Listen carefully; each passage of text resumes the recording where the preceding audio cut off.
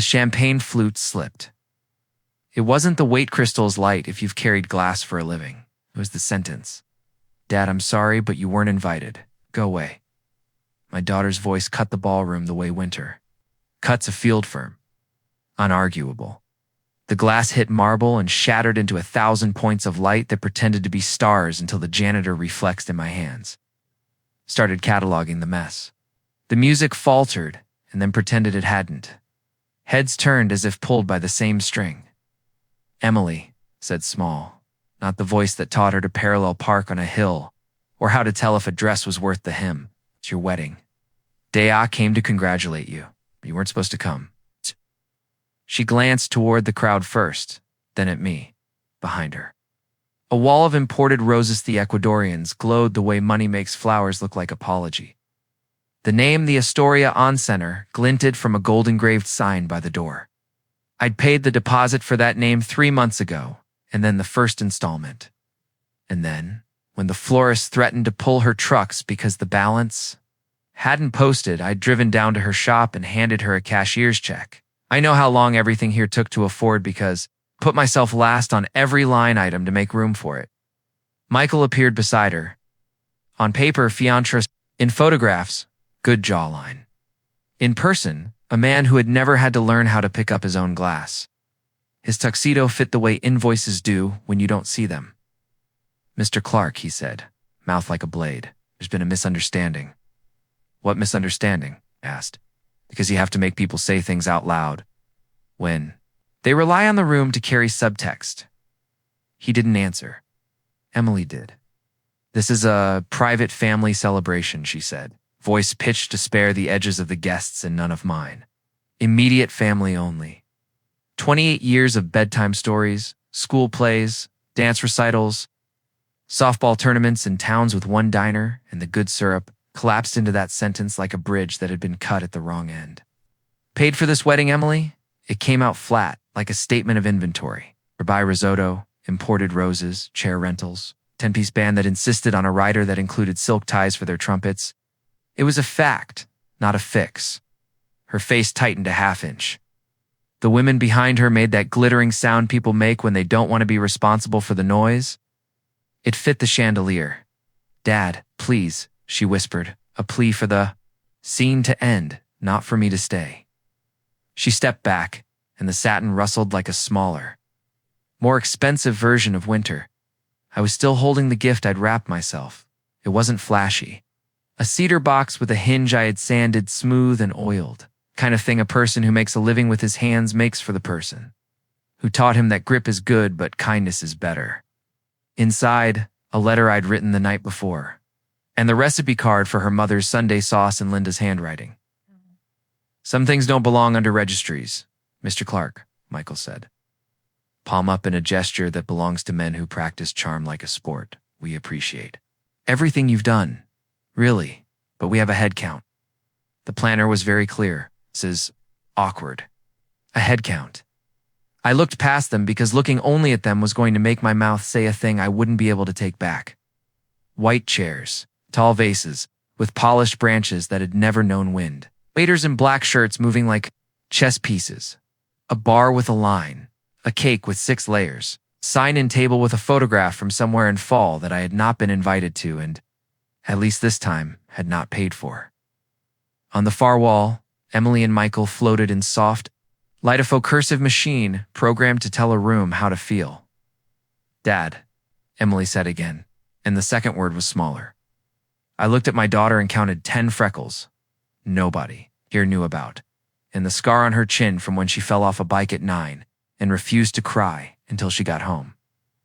Smell of her scalp the night after Linda died, and she slept on my chest because the world made less noise there.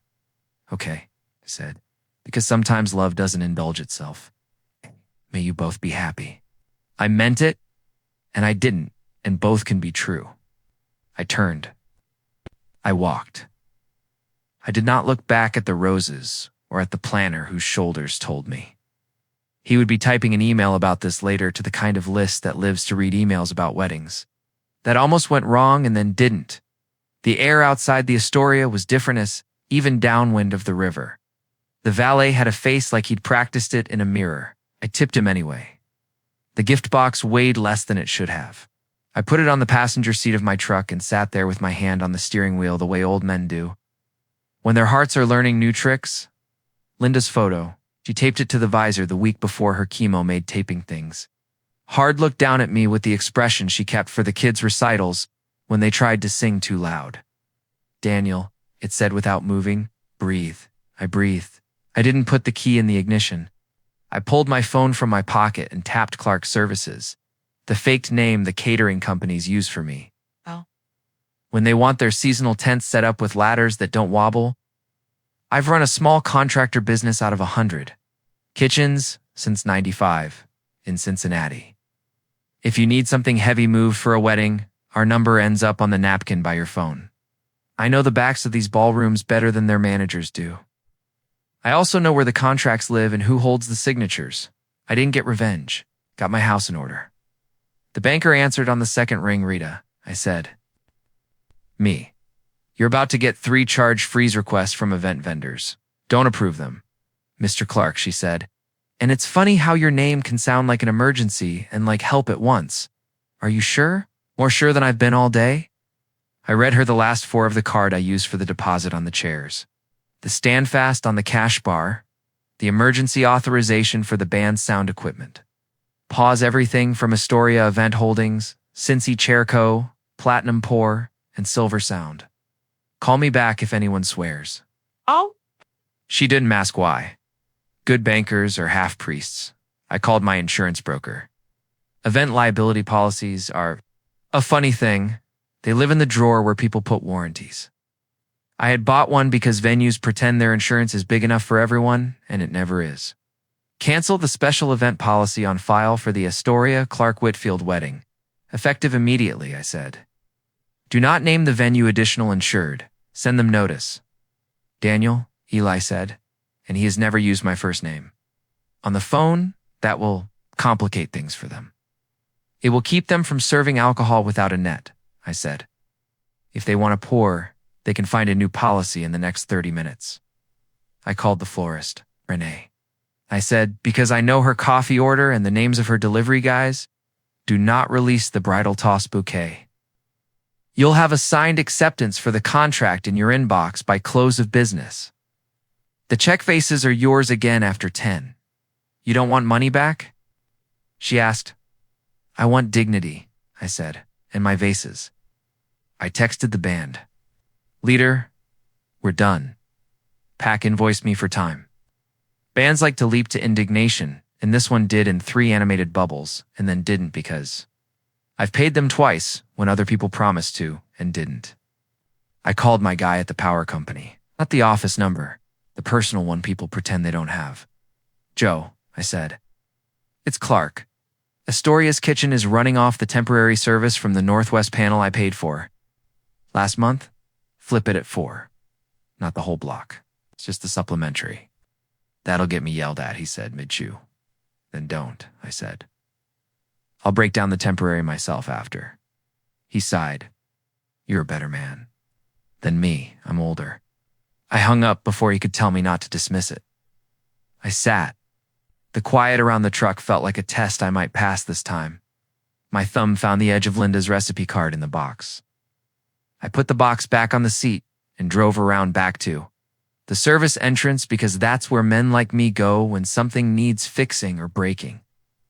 Daniel, Rosa said when I stepped into the kitchen. She runs the Astoria's kitchen like a war, I heard. I'm sorry. It's a day, I said, and she nodded because she's had them. You going to burn it down? No, I said. I'm going to light it correctly. She laughed. You want a coffee? Would be the best thing that's happened to me since I purchased 120 Chiavari chairs, I said, and she handed me a mug so strong it should have come with a helmet. I'll be out of your hair in 2 hours. You're never in my hair, she said. You keep my floor dry. I stepped into the corridor that leads from the kitchen to the ballroom and caught a glimpse of the room. Again, through the crack in the curtain where servers slip, Emily stood under the arch with a clipboard planner in front of her and a mother of a groom in her ear. She looked small the way people look when they traded in all their no's for one big please, and forgot why they had the capital. I turned away because love is sometimes not staring. The walk from the service hall to the staff office is lined with framed photos of events where people thought the world had spun for them. You learn more from the back of those frames, the dirt flecks, the bent wire, than from the smiles. In the office, I signed 3 forms that froze authorizations. Joe texted me panel at 4, and I sent him a thumbs up because dignity can live with emojis. "What do you want me to tell the manager?" Rosa asked, leaning in the doorway with a tray on her hip. "Tell him I'm an uninvited guest," I said, "and the party is paying with my name." She snorted. "He'll know what that means." On my way out, a busboy kid, 19 strong, forearms, good stance, was struggling with a stack of glasses. One wobble, and it's a train wreck. Instinct outlives context. I slid my hand under the bottom rack. "There you go," I said. "Thanks, sir," he breathed, "because it's hard to own 5 levels of glass alone. They don't pay me enough for this."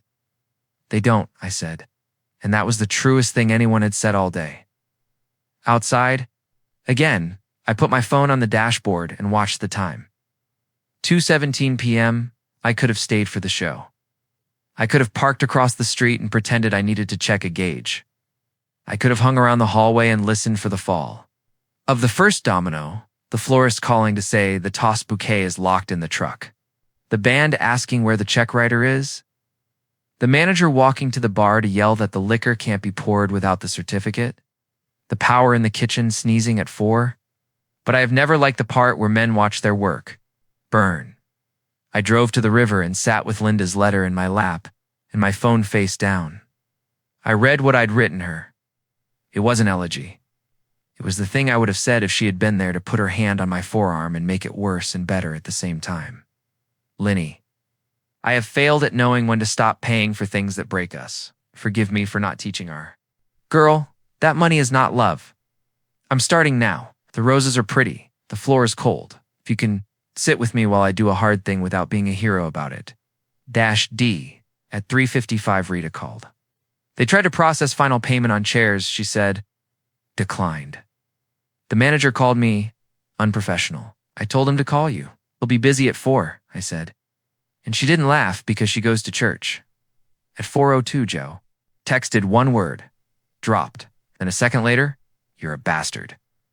Then, "Dinner on me next week." At 4:10, phone rattled with a phone number whose last 4 I've known since the day I wrote it on the deposit slip, the Astoria manager. I didn't pick up, left a message. I let it ring out, then listened. "Mr. Clark," he said. "Right. Is Nolan at the Astoria?" Seemed to be experiencing an issue with several vendors. "I'm sure this is a misunderstanding. We should talk. It's quite urgently." Quite I didn't call back. Not yet. It wasn't about revenge. It was a lock I should have changed years ago. By 5 o'clock, I had the answer to the question I hadn't realized. I'd asked when I walked in, who at this party knows what love is? Margaret's text came first. "You all right?" I replied. "I will be. Bring shoes." Emily's text came next. She took 3 tries to type "Dad." Then, "Can you come back, please?" Then, "It's all falling apart." I put the key in the ignition. The truck turned over with the hiccup I've never fixed since '08 because it reminds me machines have to earn their day. 2. "On my way," I texted. "We'll put chairs back under people." Asterisk, I parked behind the Astoria because that's where you go if you're planning to fix anything or tell the truth without being photographed. The service door was propped with a pan. Rosa met me before I could knock. "Power in the ovens is out," she said, unbothered. "We can do cold. I've got 40 pounds of roast resting that doesn't need a sermon and 3 rolling. Carts of salads that don't know the difference between a breaker and a plan. The bar's dead without the certificate. Nolan is 2 inches from learning what work looks like." "Where is she?" I asked. "By the loading dock," Rosa said. "Where the smoking line ends and real decisions get made." Emily was smaller in the corridor shadows. The kind of small you get when your spine has been in polite pose for hours and finally has permission to adopt its real shape. The dress was still beautiful in ways that would look good on a rented hanger. Her face, less so. "Dad," she said, and the word cracked in the middle like thin glass. "I'm sorry." I didn't put my hands on her shoulders yet. I let her talk. "It was Michael's mother," she said, staring at the scuffed door. She said you'd make things about you. She said it would simplify seating. She said it would be less awkward with the partners." She made a face at the word. I didn't stop her. I should have. Then when you came in, I panicked. I wanted it to be perfect. She stopped, breath hitching. I wanted a thing that doesn't exist. I wanted a wedding without a father who insists on fixing chairs and dishwashers and rooms. I laughed once because sometimes the only way to stop old pride from setting the place on fire is to point at how ridiculous it looks with a boutonniere. "You got a father who fixes chairs," I said. "It's the only one I know how to be." Behind us, the room made its noises. The florist's men rolled. A cart passed, empty buckets rattling, the scent of roses going stale around the edges. The band cases were stacked in the hallway like a wall that knew which way it wanted to fall. Nolan, the manager, skidded by on dress shoes and loud whispers, his phone a panic rectangle in his hand. He glanced at me and then away, because complicated. Money makes people allergic to eye contact. Emily looked up finally. The war in her eyes had picked a side, and it wasn't acrylic. "I'm sorry," she said again. "You've paid for everything?" I behaved like she stopped, searching for a word that wouldn't make her feel better than the truth. I behaved like someone who forgot who loved me when there wasn't a chandelier. I put my hands on her shoulders then. The dress didn't crumple under my fingers the way it would in a film. It held. She did too. "No wedding," I said softly, not as a flex, but as the fact it had turned into. I cut power to the temporary, and the liability policy walked out with me. The florist is keeping her vases, the band is packing, the bar can serve water until someone finds a certificate. It's not revenge, Em. It's me moving my name to a place where it stops being currency and starts being a boundary. She nodded, eyes wet. No mascara tracks because whoever did her face knew how to make things water resistant. And maybe that's a metaphor if you stare at it long enough. "What do we do?" she asked. The question was a door she hadn't used. "In a while, we salvage what makes sense, and we burn the rest," I said. "We feed people with what Rosa can make without asking the ovens to tell better stories. We turn the bar into lemonade and coffee, move the party to the terrace, and call it what it is, an engagement celebration. We uninvite anyone who thinks your father attending is more scandal than a liquor license not being on the wall. We make a list. We write a contract for what comes next, and we sign it before I pay one more dollar." She exhaled, like you do after you've been holding it since you were 9, and tried not to when you fell off a bike. Michael appeared at the end of the corridor, face thrummed tight. His mother hovered behind him, lacquered smile chipped. "Your father sabotaged us," she hissed before he could speak. Childish, vindictive. "I knew this would happen. I told you." Michael looked at me like a man who'd been handed a melted credit card. "Mr. Clark," he started, a plea turning itself into a demand because that's the only tune he knew. "You don't have to do this. We can fix it. Put the power back. Unfreeze the bar. We have guests." "You have a problem," I said. "Rosa has food. I have a daughter. You have a decision." He blinked. He hadn't thought about the menu. That way, Emily stood straighter between us. "Mom, Mrs. Whitfield," she caught herself. "This is what we're doing.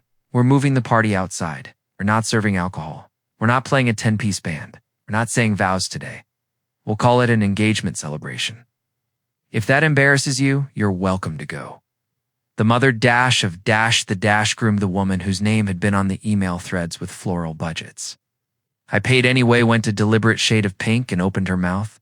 James Whitfield, different family, same money, was not in this story. Father was here in form of the mother, different script, same lesson. "Dad," Emily turned back to me. "Will you help me do this right?" "On 3 conditions," I said, because my hands know wrenches and my mouth knows numbers. 1.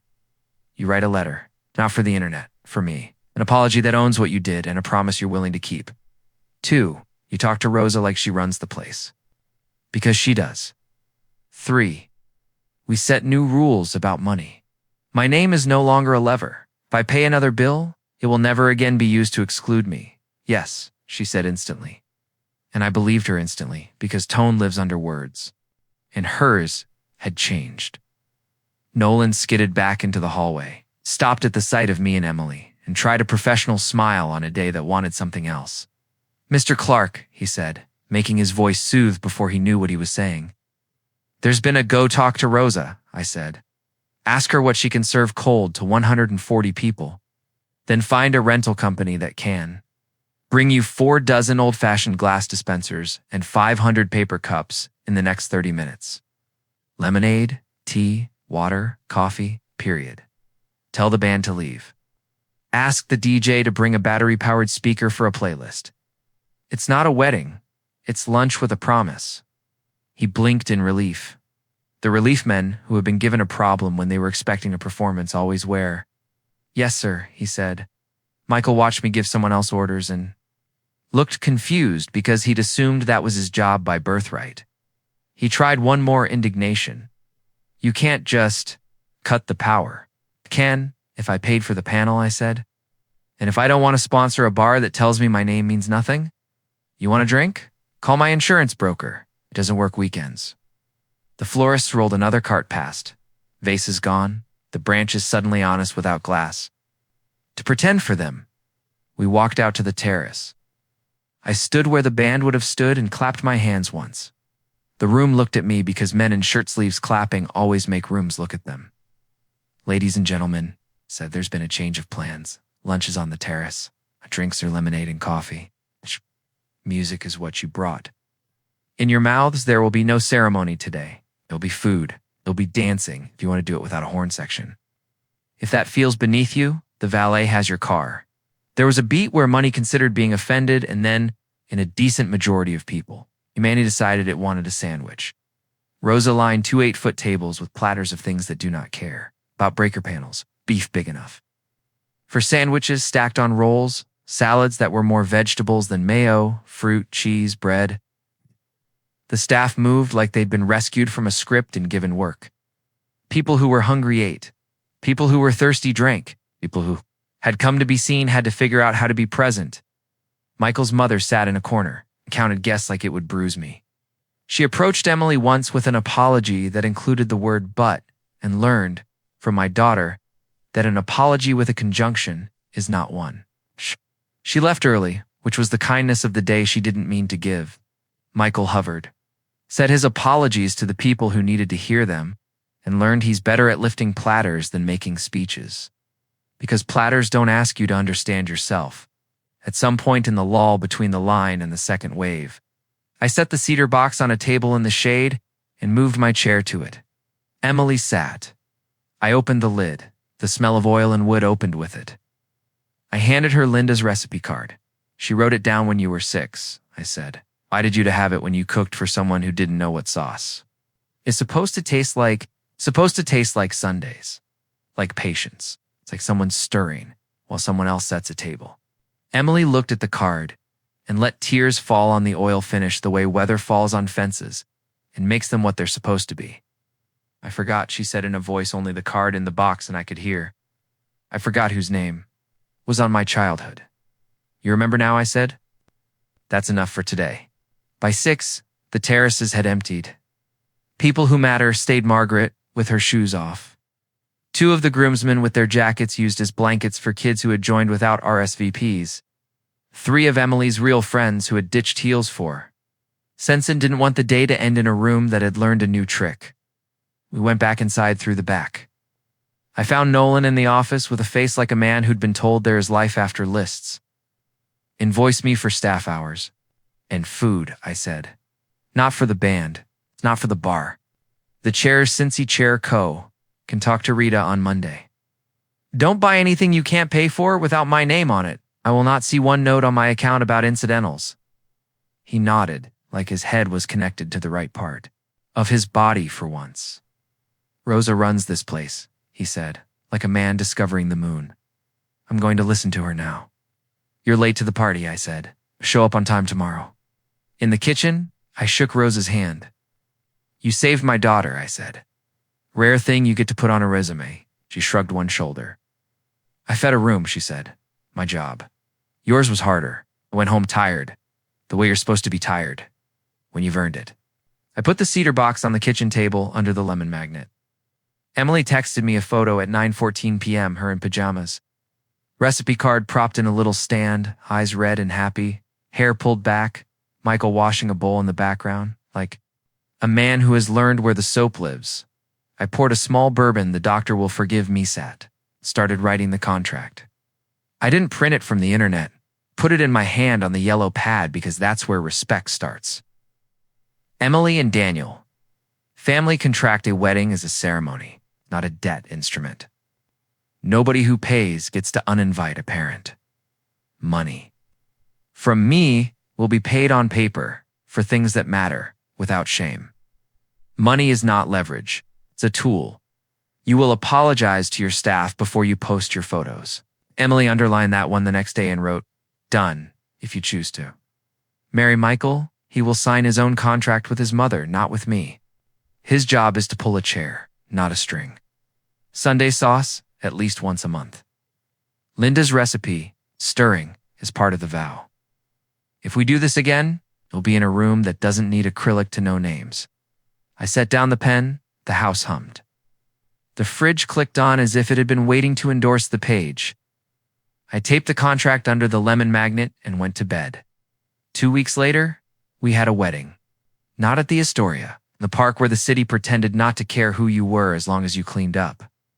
We had a permit and a folding table and an arch that wasn't an arch so much as a branch from a maple tree tied to 2 posts. People. Brought food and chairs. Rosa came in a dress and refused to sit until everybody's plate had something on it.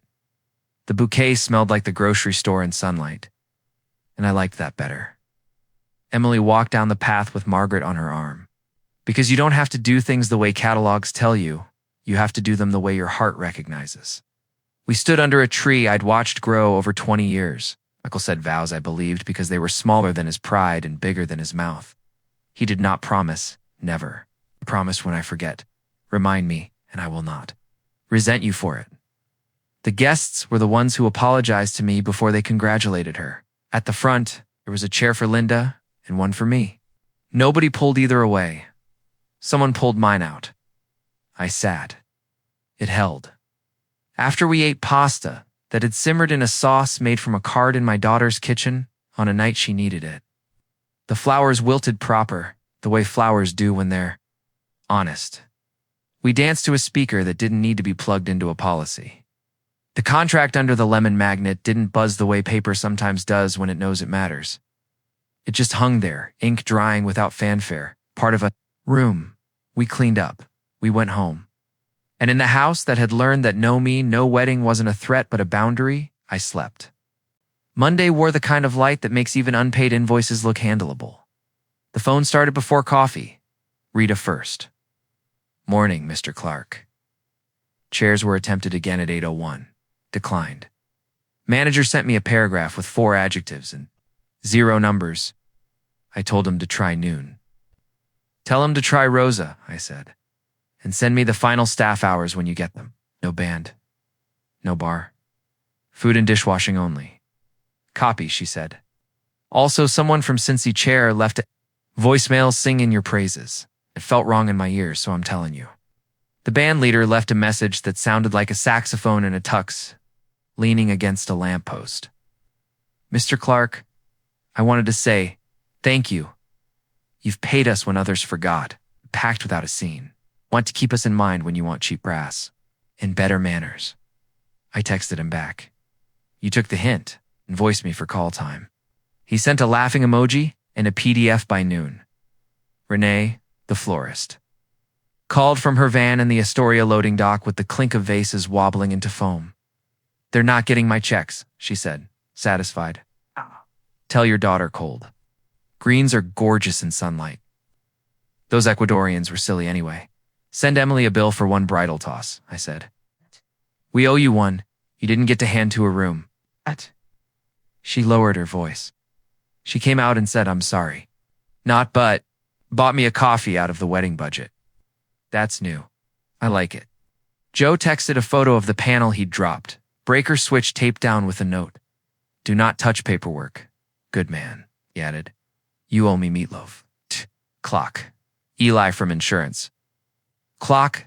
Eli from insurance. Sent cancellation effective Saturday. Memo to venue delivered. He put a smiley face in the subject line because he knows sacrilege. "Makes me laugh when it's used on something expensive," Nolan, the manager, called. Voice scraped down to the place where humility lives because it has to, Mr. Clark. He said, "We got through. Rosa ran it. We'll remit your deposits back on bar and band fee. Food Rosa calculated at cost and staff time. It's in your inbox. And, sir, I'm sorry. We try too hard to be perfect. We forget to be decent." "Learn names," I said. "Let Rosa run it. Tape a copy of your liquor license where your bartenders can see it without squinting. And if another mother tells you to uninvite a father, take your own phone out of your pocket and call the person who paid the deposit." "Yes, sir," he said, contrite in a way that sounded like practice under supervision. I was halfway through wiping down the kitchen table out of habit when the call I didn't expect came. "Mr. Clark," said the mother the groom, the Polish. In her voice, couldn't hide the scuff. "This is Caroline Whitfield." "Good morning," I said, and washed my hands because conversations with certain people feel like handling raw chicken. "I owe you an apology," she began, and I waited for the conjunction. It came, but no, I said, polite as a clean plate. "Try again another day. Today we're making rules. Silence, then sharper rules. Boundaries," I said. "If you would like to be at any party my daughter hosts in, the next 2 years' birthday, Wednesday dinner, baby shower that may or may not happen, you will not contact vendors, planners, venues, or staff without Emily's written request. You will not uninvite me from anything I pay for. You will speak to Rosa like she has a name. You will address my daughter's invitations by asking, not instructing. You will apologize to her for the sentence you taught her to say." She inhaled the way people do when they remember how to count. "I can do that?" she said, sounding surprised that the words fit in her mouth. "Mr. Clark, I'm hanging up now," I said. "When you have an apology without a conjunction, send it to Emily." I put the phone face down and let the quiet refill the room. Emily showed mid-morning with a legal pad and a pen. Hair back, sneakers on, the dress now, a garment bag in relief. "Rosa says I need to bring her coffee on Tuesdays," she announced. "She says if I forget, she will send Hector to knock on my door at 7 and tell me the difference between contracts and calendars. She is the mother you need at the venue," I said. "Bring donuts too." She sat. She pulled out a folded paper, not the contract we'd taped under the magnet. The letter I had asked for in the corridor 2 days back and didn't deserve as much as I wanted.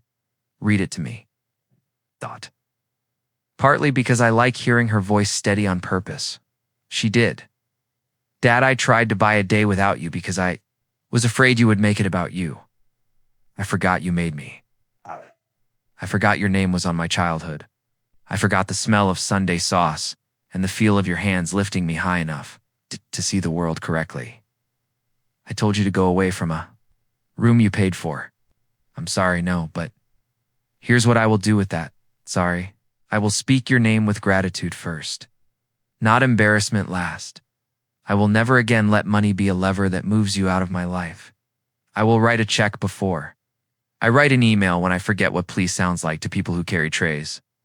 I will ask you to pull out a chair at my table and I will not move it once you sit. I will make sauce once a month and invite Rosa. We will toast too. Linda with tap water if we have to. I want you at my wedding.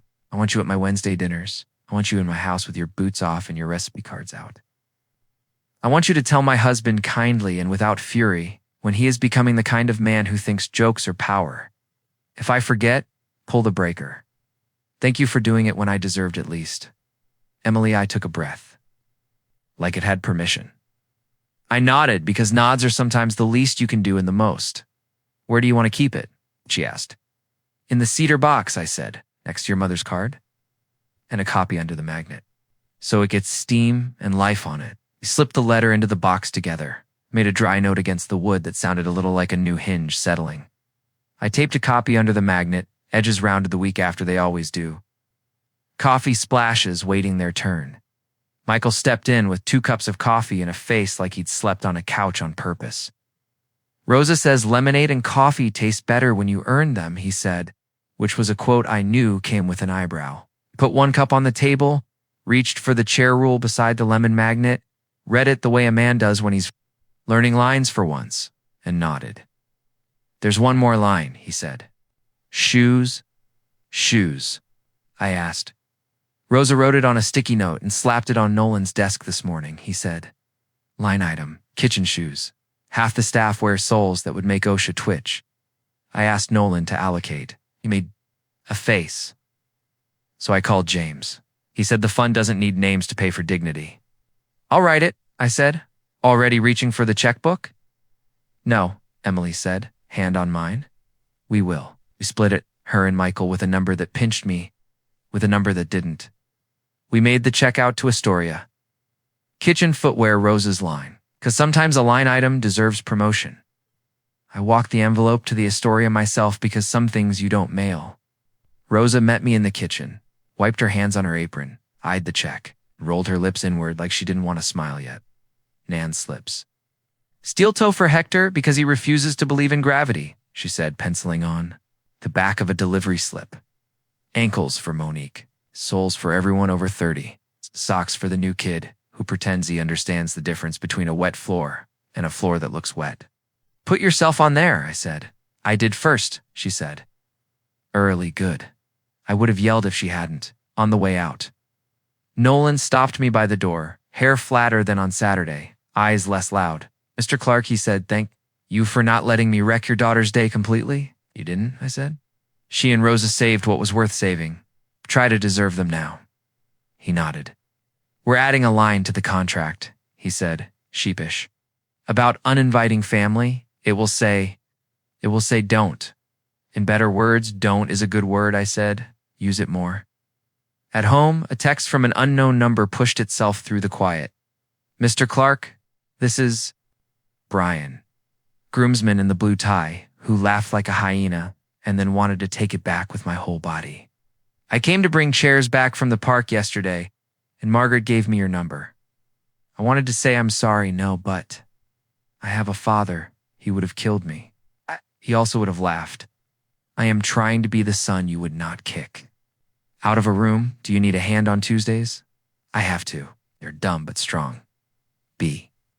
I smiled, then typed, Tuesdays 9. Bring shoes you can ruin, he sent back.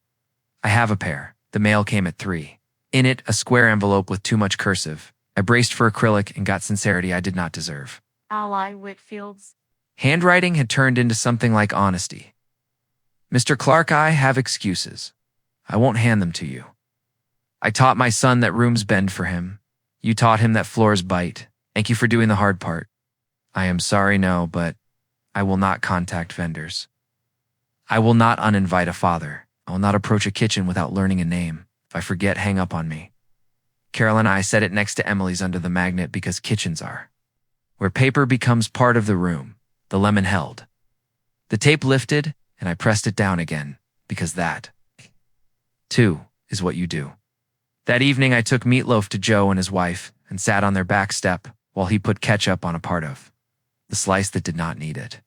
You're still a bastard, he said fondly. Dinner's good. Rosa texted a photo later. 6 pairs of black Nan slips lined on a counter like soldiers in fresh boots. 4 sets of insoles, 2 pairs of socks with lemons, because Monique has a sense of humor that kills most days. Under the photo, floors respected, I printed it and slid it into the cedar box because Linda would have laughed at that. We ate leftovers from a room that had learned it didn't need a band to dance. Emily cleaned up while Michael dried while I took the trash out because that is how rooms hold. The contract stayed under the lemon magnet. The letter stayed in the cedar box. The shoes went on feet that weren't mine. Checks paid kitchens and not arches. Sometime after 9, I sat on the couch, turned the lamp off, and let the house hum. The refrigerator clicked on right when my shoulder did. The noise of air through older vents sounded like yes. It is a strange kind of justice, the kind without applause. The kind that looks like paper on a pantry door and a tray of shoes on. A counter and a manager learning to say Rose's name. No me, no wedding, I had said without meaning to land a line. What I meant was this. Without the people who love you the way work loves a hand, there is no ceremony worth doing. It them. There is feast and tap water and contracts that don't. Us. Because they know they're right. We did not get the day I paid for. We got the day I want to remember, and that is better. Asterisk, 2 weeks later. Historia invited me to a meeting I didn't want to attend and could not skip. Staff training, Nolan said on the phone, sounding like a man learning to name his work. We're rolling out new policies. Rosa asked for you. She says you can sit in the back and make a face if we get it wrong. Rosa outranks me, I said. I'll bring coffee. We set up in the staff hall, the one with the bulletin. Board where holiday schedules go to pick fights? Someone had taped a sheet of paper above the time clock in fat black letters. We don't. Uninvite family. We don't serve without coverage. We don't laugh at the wrong thing. Under it, learn names in Rosa's tidy hand. Learn names. Ask pronouns. Use them. Liquor license posted where eyes land. Kitchen shoes are not optional. She tapped the last line with a pen. Half of you have your new shoes, she said to the room. Second half by Friday. Don't spend your socks on acrylic. A kid in a too-big jacket snorted. Monique shot him a look that could iron a shirt. Nolan held up a laminated sheet, the kind that lives better under plastic than inside a binder. Event pledge, he said. Every client. Every time. The pledge was boring in the right ways. We will not participate in excluding a parent or guardian from an event they help pay for. We require liability coverage and reserve the right to suspend service until verified. Staff may intervene to stop. Humiliation. Management will back them up. Back door is a door sign in. Learn names. Don't shout. Pad the first line with kindness, Rosa said, but don't cut it. The planner knew, one with eyes that see kitchens raised her hand. What if a parent is dangerous? And we call the police, Rosa said. And you call me first, not the acrylic lady. Practice saying no. It felt like lifting a weight people in rooms like this have been told is too heavy for them. It wasn't.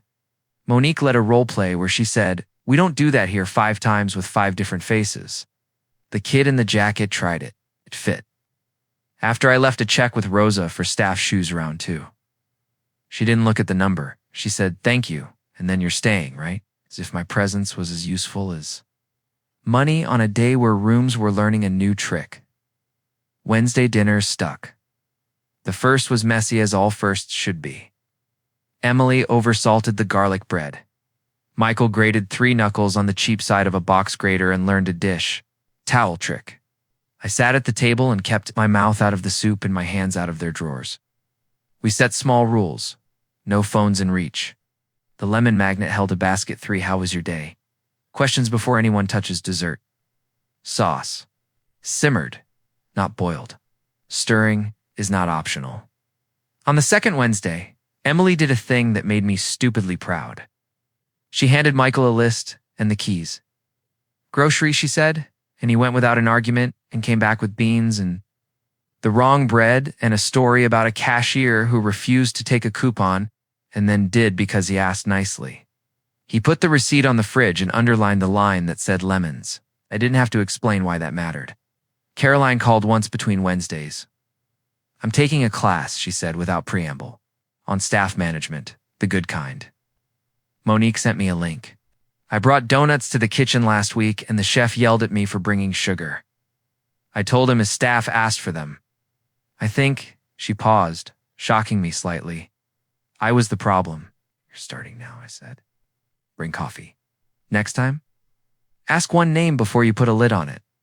Brian showed up on Tuesday. Shoes you can ruin on his feet. Shoulders set to tell me what the heavy thing is. The chalkboard in Robert's truck read, Elm handrail. Maple step Brion. Loose post Brian list. Brion listened. He carried the wrong screws for exactly 1 hour until Hector handed him the right ones with an explanation about thread. That was more sermon than hardware. Brian nodded and didn't pretend to understand until he did. He wiped his own nose when the sawdust made him tear up and didn't make the joke men make when they cry. Good boy. We finished Elma handrail. That would hold an uncle who, coming off a winter without stairs, and stepped back. The house looked like it felt seen for the first time in a while. Who pays for this? Brian asked, blinking at the screws as if money lives under their heads. Neighbors, Robert said. We have a fund and we have a pie. It works.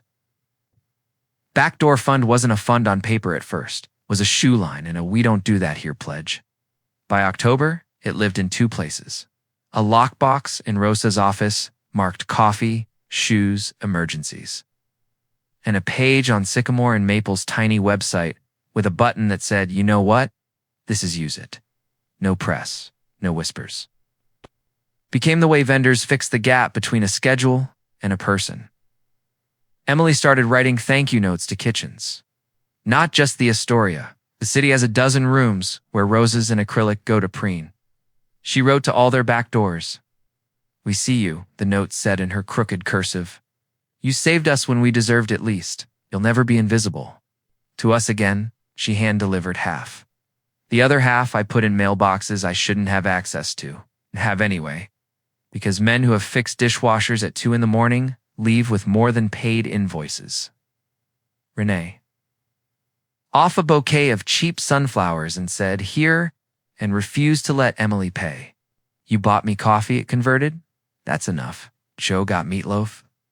He gave me a breaker tour in return I didn't need and loved anyway because he's the kind of man who talks while walking through rooms and teaches you how to flip.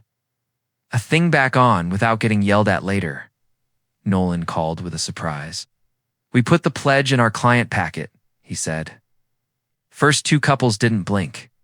The 3rd couple threatened to take their business elsewhere, Rosa told. Then where to park? Rosa has a map for everything, I said. She does, he said.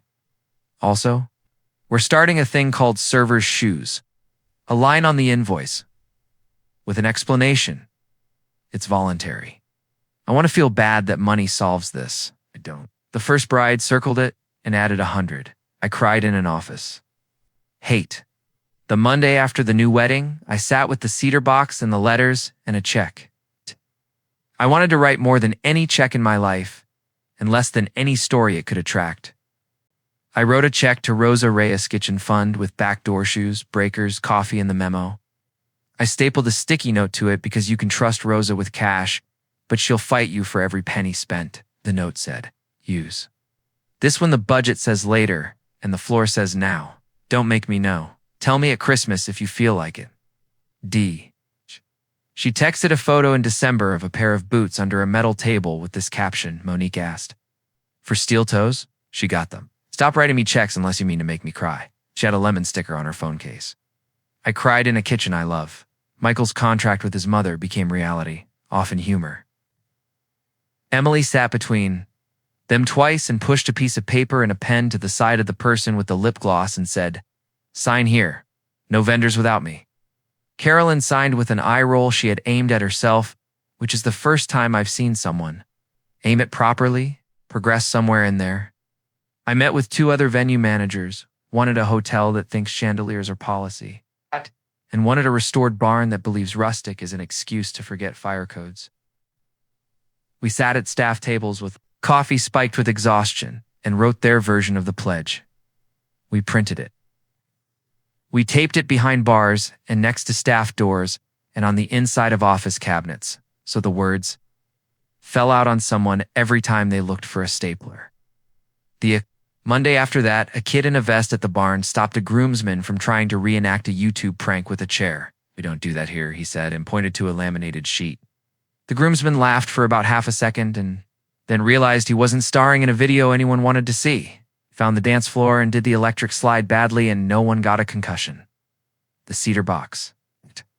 Started earning a nick on the corner because I'd pull it down more than a man should. Sometimes I open it to smell the oil, and Linda's card smells like sauce. And Emily's apology letter smells like paper, as if it knows it did a thing people forget to do well. I added one more thing. A photocopy of Rosa's pledge. Laminated, not because I need plastic, but because kitchens are humid and paper deserves a chance. We fixed rooms before they broke. That became the work I didn't expect to do after I raised a daughter and thought paying bills was the only way to be useful. On a cold Tuesday in January, Nolan called to say, we had an issue. A father living in Florida, new wife, complicated feelings. Mother of a bride tried to exclude. Rosa said no with a face that could stop bullets. He came. He cried. He picked up his fork after he apologized to two staff who overheard the fight in the hallway. The new wife brought coffee. We are all better. I told him, put shoes on the invoice because I've become predictable and learnable.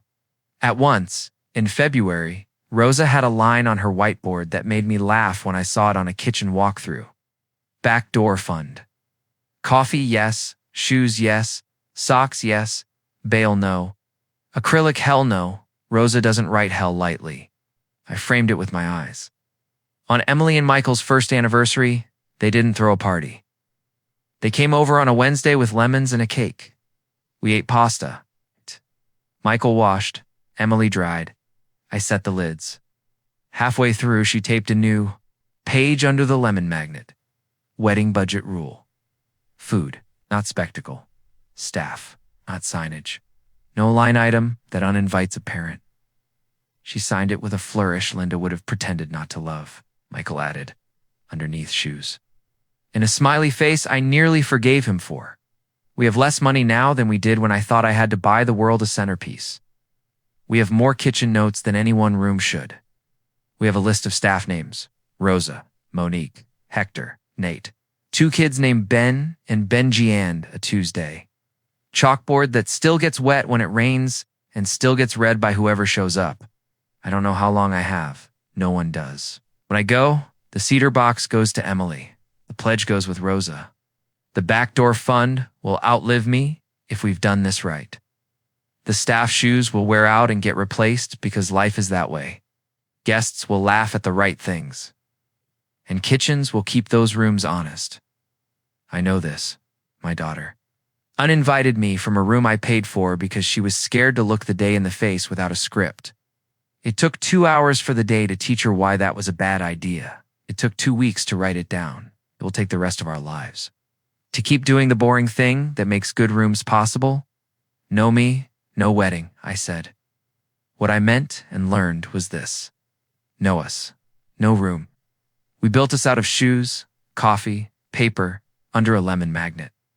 A reset breaker, a recipe card, and a pledge.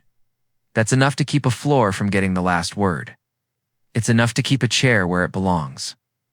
It's enough to teach 3 kitchens and 2 managers in 1 city to grow up a little. It's enough asterisk, the baby shower tried. To come back with acrylic? Not from Emily, from Caroline, who had been better, and then decided a theme needed a logo. It'll be darling, she said on a group text. 4 pastel mock-ups attached. Emily and baby Whitfield in script above the desert table, Emily typed, paused, erased. Then, no names on walls. Kitchen budget first. We're doing it at the community hall on Sycamore. Rosa is bringing food. If there's money left, we'll buy flowers. Carolyn called me, which is becoming her penance. I had a moment, she admitted. I have a Pinterest account and a hole where control used to be. You're starting now, I said. Bring coffee. Ask Rosa how many chafers. You'll be fine. The community. Hall had floors that creaked the way floors should. The chairs didn't match, which I've come to trust more than uniform rentals. Rosa ran the kitchen because she cannot help herself and does not want to. Monique arrived in sneakers and a dress that could sprint. Nolan, who has learned where rooms begin, brought ice without being asked. We set up a long table under the exit sign, which is where desert belongs when humility is the theme. Emily hung a string with clothespins for cards because paper likes air. She taped the chair rule on the kitchen door with blue tape. Pull chairs out, not away. In this room, it meant the folding kind with pinched fingers if you're careless, Carolyn. Kamerling carrying coffee and a box of non-slip shoe vouchers she'd called the backdoor fun list and asked what kitchens prefer. She set them on Rosa's prep table without a speech. Oh, For the next 3 new hires, she said, Monique says start at the bottom of the seniority list and move up, not down. Rosa eyed the box, then Caroline. You're useful today, she pronounced, which is Rosa's highest praise. Slice oranges. We'd been testing something in the months since the Astoria put the pledge in their packet, a 1-page insert called the family clause. It traveled simple, 1 paragraph, 2 sentences, no adjectives. Wedding planners started taking it to consultations. Venues taped it behind laptops. Caterers stapled it. 2 contracts with a red tab, the family clause. Any event funded by a parent guardian will not exclude that person from attendance without a court order or documented safety concern. Staff may refuse to facilitate exclusion. Clients agree. That vendors may suspend service if this clause is violated. Deposits will not be returned. It isn't law. It moves like one because it answers a problem rooms hadn't realized they had. It's permission to fix. The City Catering Association asked me to come speak about it at their quarterly meeting in a hotel ballroom with carpet you could lose a lemon in. I said no to the microphone and yes to the handouts. Rosa spoke instead. She told them the kitchen version. If a mother tells you to, uninvite a father. You tell her she doesn't own your back door, she said. You ask for a phone number for the person writing the checks. You put the liquor license where eyes land. You put shoes on the invoice and sorry in your mouth for saying it late. It gave her a standing ovation and asked for copies. Nolan laminated one. Monique put hers in a sleeve behind the bar in taps. When someone gets clever, we wrote an edition for baby showers because people forget that families are still learning during the soft events. Was 1 line. No games that humiliate anyone. No speeches that put anyone on the floor. We taped that to the community hall wall with the same blue tape we used for the chair rule. It held. The shower went like rooms do when they're set right. People from kitchens hugged at the door. Men sneaked cookies and pretended they didn't. Children ran between chairs and didn't fall because the chairs didn't wobble. Presents appeared that were useful, the right number of onesies, the right size of diapers, no wipe warmers. Emily opened the gifts by reading the names out loud first. Michael wrote thank you notes while she handed him cards. Caroline refilled coffee. Rosa ate sitting down for once. We took no photos of the table and many of faces. After, when the paper was in a bag and the chairs were stacked properly, Tyler did a thing that made the room go quiet without asking. He turned to the kitchen, put his palms together, without making it a show, and said thank you, first to staff and then to his wife's father. He held a broom the whole time. It worked. The community hall had a bulletin board by the back door that usually collects flyers for yard sales and dog walking services and one questionable political candidate. We pinned the family clause right in the center with a thumbtack that demanded to be more than decoration. By the end of the week, Monica from the church on Maple had written to say they put it up in their fellowship hall. By the end of the month, 5 venues emailed Rosa for the PDF because they want the kitchen wording, not the lawyers. Backdoor slow and honest. Rosa captioned a photo of the tack. She's learning to use a camera in ways I like. Spring put promotions in rooms that had earned them. The Astoria owners finally figured out the math. The person who runs the kitchen should run the building. They put Rosa in a job that had always been hers, a title that had never fit anyone else director of operations. She picked her battles with the confidence of someone who knows which pipes leak and which people keep. The place standing first. Day, she sent an email to the staff with 1 line at the top. 2 things run this place: gravity and names. Respect both. Second day. She announced a raise for dishwashers and line cooks and put shoes as a permanent line item on the budget instead of a pity fund. She didn't ask me. She told me and sent me a photo of the staff meeting where she stood in front of a whiteboard with 3 words: coffee, shoes. We don't do that here. Nolan slid into his right-shaped front house that listens to back of house. He started spending his Friday mornings inventorying kitchen mats and door hinges instead of chasing Instagram tags. A new planner who tried to sell a family-only package with an exclusion rider. We're full forever, and meant it.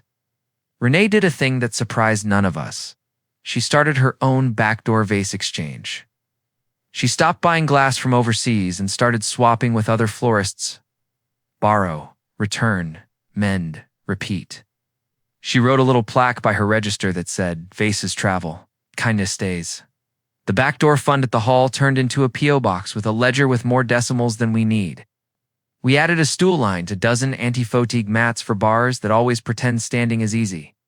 We bought 2 small fans for a kitchen at a synagogue that forgot air moves on holidays. We put a lock on a closet because door locks are dignity. 2. I added 1 more card to the cedar box. A faded Polaroid I found at the bottom of a drawer. Emily at 6. On a kitchen chair with her feet not reaching the floor, stirring a pot with a spoon too big for her hand. Linda behind her with her arms as the guardrail. On the back, in my wife's print, pulled out, not away. We kept making lists by summer.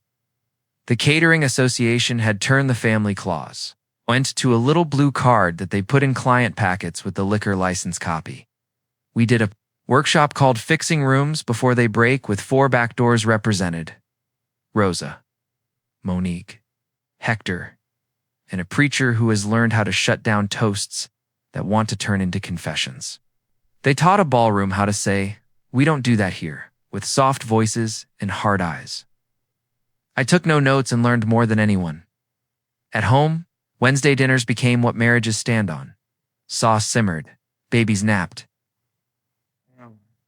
Learned that a kitchen towel over a bowl of rising dough is therapy. Michael found a playlist we could all cook to. Emily caught me wiping the table with the same damp rag I've used for too long and bought me a new one because respect for floors can be woven.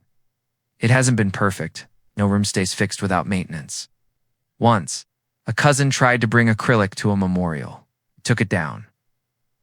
Once, a planner wrote, "Family clause optional." We emailed their boss the next day. Once, a kitchen staffer got shoes late. Rosa put the manager on dishwashing for the week. He learned schedule design in a night once, at a wedding we attended as guests in a barn that smelled like honest and hay. A groomsman doubled down on a bad joke. He stood at the mic and started a story about a father that should have been told in a backyard, if at all. The pastor thin steel stepped forward, put a hand on the mic, and said, "We don't do that here." The room exhaled. The groomsman sat. He apologized at the buffet. He came to a Tuesday with Brian and carried screws without talking.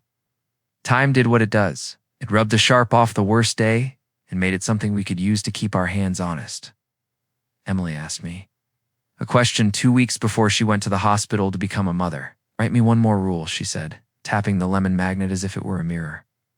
For the pantry door, for the years after, I took the yellow pad and wrote slow, because these are the pages that do not get to be scribbles. No us, no room. Feed us first, then everyone else. She taped it next to the family contract. Underlined us. It wasn't a selfishness. It was a reminder. The rooms we build for other people do not work when we starve the ones we eat in. Michael brought coffee to Rosa on their way to the hospital.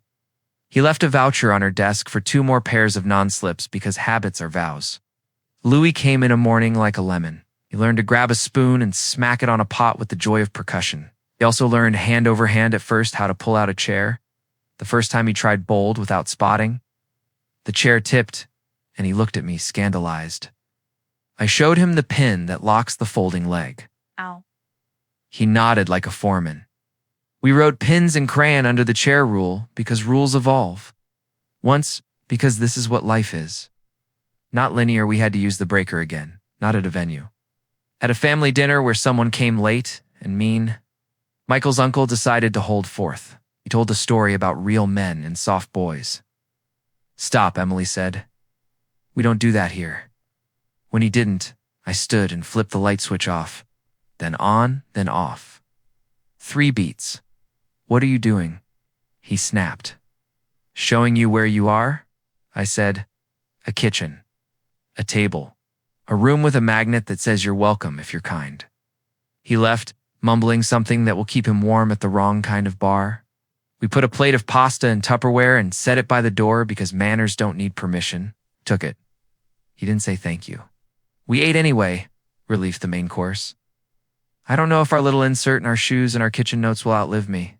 I wrote my will in plain terms that Angela says are enforceable.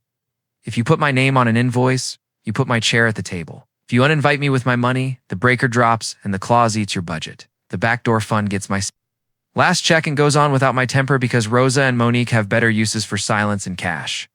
When I go years from now, a house that hums and a kitchen that holds a cedar box will go to Emily. The lemon magnet will become a last gift because nobody will take it down and nobody will move the tape. Echo? Michael will learn that shoes are still on the invoice even when the invoice is his. Louis will run his hand under chairs and touch the brass and grow up thinking it's normal for furniture to whisper decency. Caroline will bring coffee unprompted. Nolan will laminate 3 more, just because. Brian will teach a new crew how to carry screws. Rosa will set 1 more chair right and tell a new manager where the liability certificate goes because she will not be tired yet. On a future day that I will not get to see, somebody will say, "We don't do that here," and a room will change shape because they will mean it. The brake will not need a breaker. The staff shoes will not need a fund. The chair rule will not need tape. And a father will walk in late to a room he paid for because he had to work. And no one will stop him at the door to ask his name because they will know it already. He will sit. Somebody will put a plate in front of him. Somebody will pull his chair out. Pulled out, not away. The fridge hums. The porch holds. The clock ticks. The yellow pad has 1 more page under the magnet scrawled this morning in a hand. That is slower and still mine. Fix rooms before they break. Feed the kitchen. Tape the page. Stir the sauce. Pull the chair enough.